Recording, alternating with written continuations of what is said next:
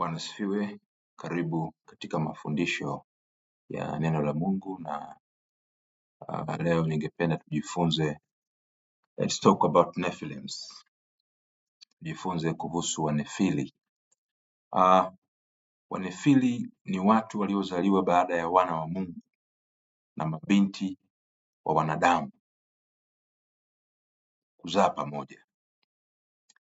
Wana wa Mungu, maandiko yanasema katika kitabu cha Mwanzo sura ya 6 mstari wa 2, wana wa Mungu waliwaona hao binti za wanadamu ya kuwa ni wazuri, wakajitwalia wake wowote waliowachagua.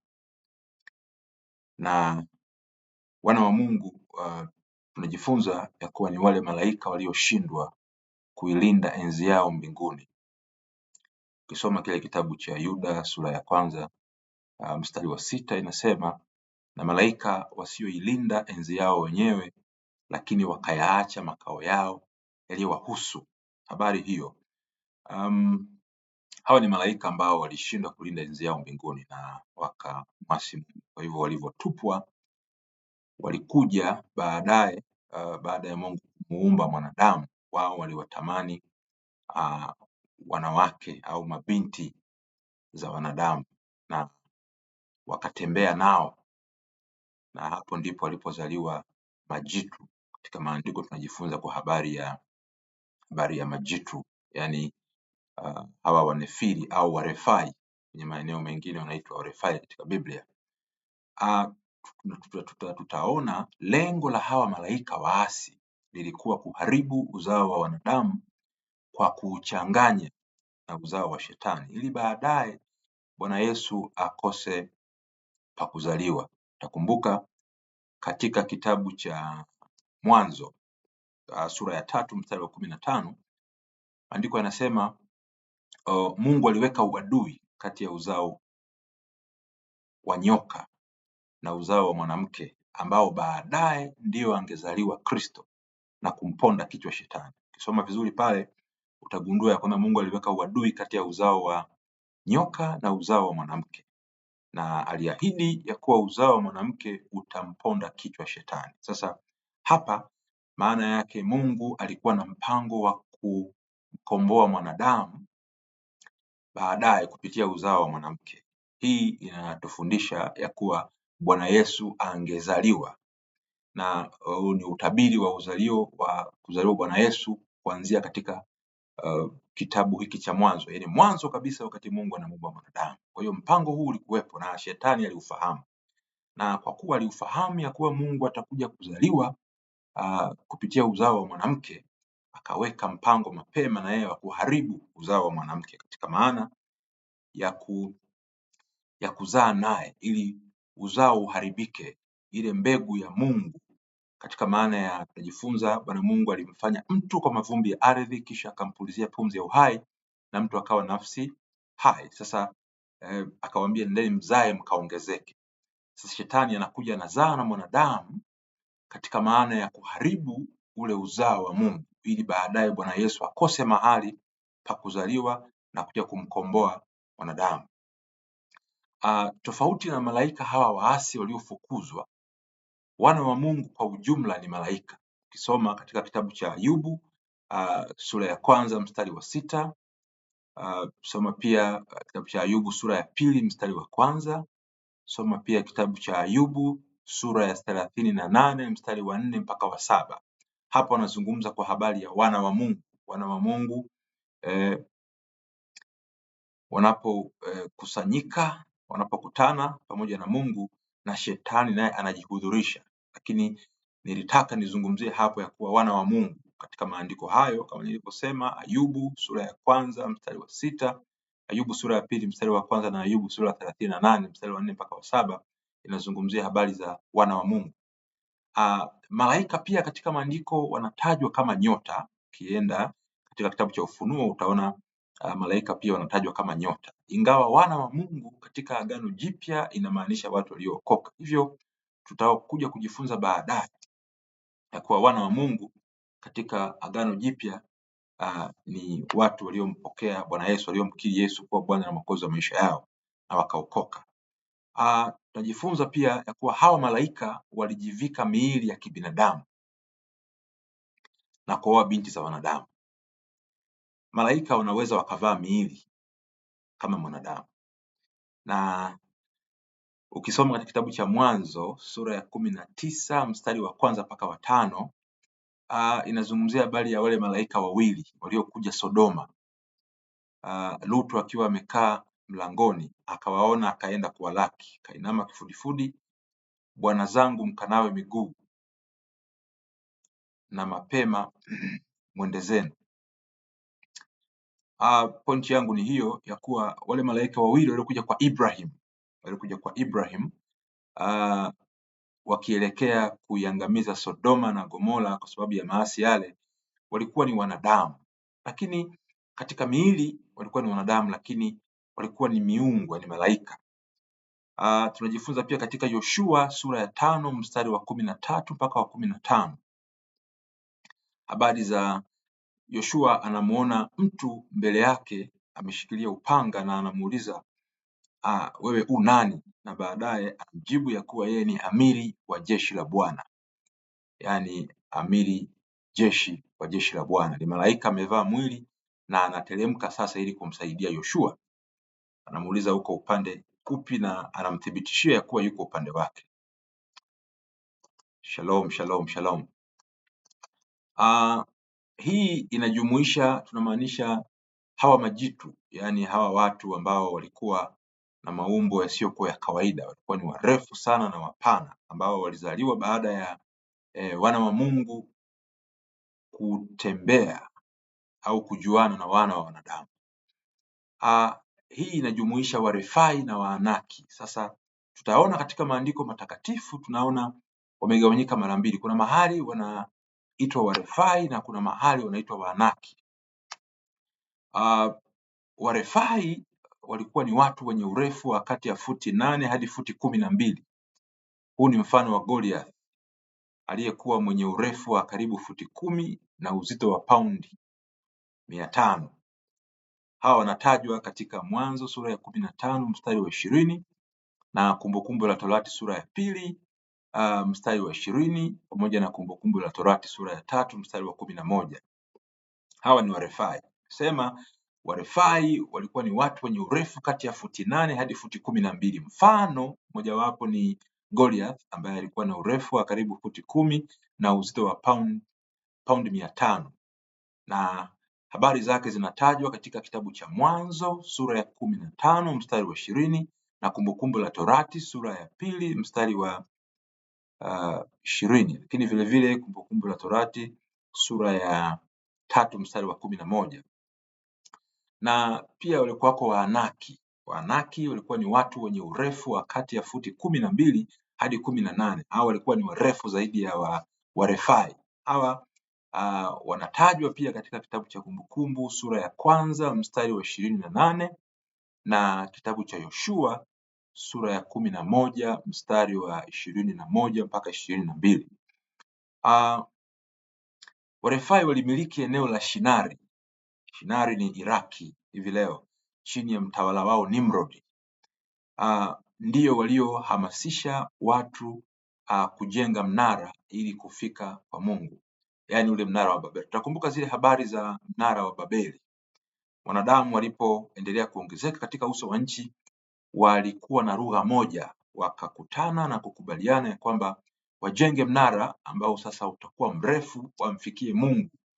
Walikubaliana hivyo, na waliohamasisha haya walikuwa ni hawa Warefai na Waanaki, yaani hawa majitu, kwa sababu hawa walikuwa na uwezo mkubwa, walikuwa na nguvu za kunyanyua matofali mazito, matofali makubwa, na waliweza kujenga jengo hili lililokuwa refu sana ambalo lilifika mpaka mawinguni. Hebu tujadili kuhusu jengo hili, tufikiri ya kuwa jengo lilikuwa ni refu mpaka limefika mawinguni. Jengo kufika mawinguni sio mchezo. Leo mnara mkubwa au jengo refu zaidi liko Dubai. Sasa lile jengo halijafika mawinguni bado, ingawa ukiwa juu kwa maana ya ukungu unaweza ukaona kama uko kwenye mawingu kwa wakati mwingine, lakini hili lilikuwa refu sana. Sasa walioshinikiza ujenzi huu walikuwa ni Waanaki. Waliwahamasisha Waanaki wenzao pamoja na wanadamu wa kawaida wale ambao hawakuwa uzao kati ya mwanadamu pamoja na wale malaika walioasi ili kujenga Babeli, na baadaye Mungu aliwasambaratisha pale kwa lugha mbalimbali. Tunaendelea mbele, tutakuta kwamba hawa Waanaki, maandiko yanasema katika ile Mwanzo 6 sura ya 4, hao ndio waliokuwa watu hodari zamani, watu wenye sifa. Hao ndio waliosababisha maovu makubwa duniani, Mwanzo sura ya 6 ile mstari wa 5, na kuijaza dunia dhuluma. Tutajifunza hapa kwenye maandiko haya, ukianzia pale Mwanzo sura ya 6 mstari wa 4 na kuendelea pale, utaona Bwana Mungu anagundua ya kuwa wanadamu wamemwasi Mungu kwa kiasi kikubwa sana, na mawazo ya mwanadamu ni mabaya toka ujana wake, na mtu mmoja tu ambaye anaonekana mwema machoni pa Mungu anaonekana ni Nuhu.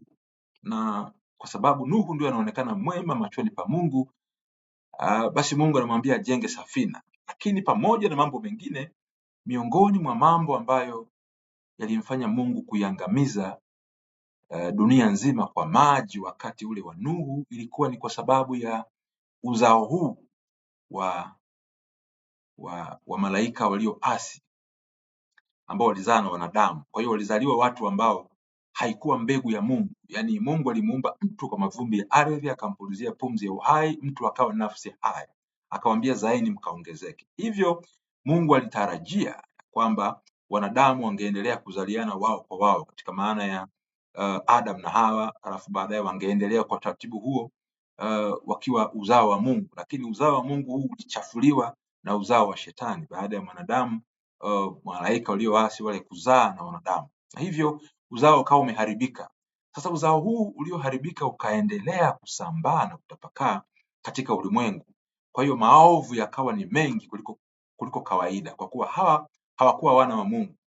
Hawa hawakuwa wanadamu, hawakuwa watu ambao waliumbwa na Mungu, na lengo lao lilikuwa ni kuharibu uzao wa Mungu. Kwa hiyo walifanya mambo ya ajabu, mambo yasiyofaa mbele za Mwenyezi Mungu. Kwa hiyo waliijaza dunia dhuluma hadi Mungu kuamua kuangamiza dunia kwa maji pamoja na watu wengine waovu katika ile Mwanzo sura ya 6 mstari wa 13. Kwa hiyo Mungu aliangamiza dunia kwa maji, sababu kubwa ikiwa ni uwepo wa uzao huu ambao tunasema ni uzao wa Shetani au uzao wa uasi, uzao usiokuwa wa Mungu, uzao ambao ni nje na mpango wa Mungu. Kwa hiyo Mungu aliwaangamiza wanadamu wote, kwa kuwa sasa aliyekuwa mwenye haki peke yake mbele za Mungu na asiyechafuliwa wa uzao wake alikuwa ni Nuhu peke yake.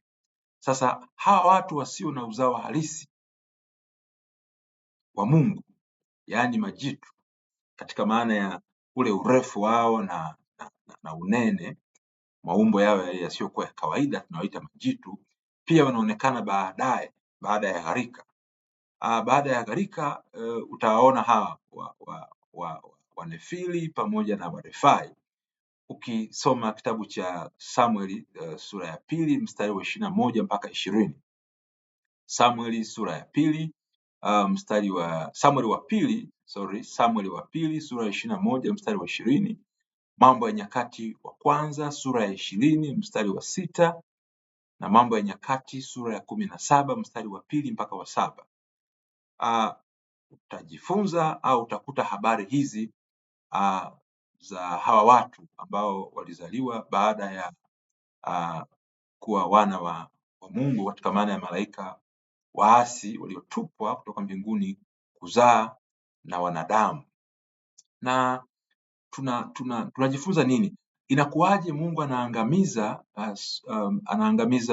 dunia nzima kwa maji, lakini tena tunawaona hawa majitu, tunawaona tena Wanefili na Warefai tena baada ya gharika, katika maana ya kitabu cha Samueli kama nilivyosema na kitabu cha Mambo ya Nyakati vinazungumza kwa habari ambazo zilifuata baadaye, habari za wafalme wa Israeli baadaye, muda mrefu kabisa baada ya Mungu kuwa ameiangamiza dunia kwa maji.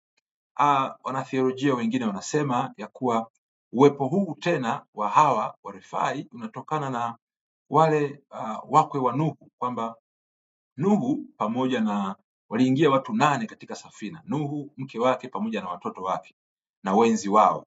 Sasa inasemekana ya kuwa wale wakwe za Nuhu ambayo wakwe zake kwa watoto wake, inasemekana kwamba kuna baadhi walikuwa ni hawa majitu, walikuwa wana vinasaba au DNA hizi za huu uzao uliotokana na malaika walioasi kuzaa na wanadamu. Kwa hivyo na wenyewe waliingia kwenye safina. Wanatheolojia baadhi wanasema hivyo, ya kwamba sasa baadaye uzao huu ukajikuta tena umeendelea. Kwa hiyo kukawa tena na uzao huu, tuite uzao wa nyoka pamoja na uzao wa Mungu. Tutajifunza pia baadaye, tutagundua Yohana Mbatizaji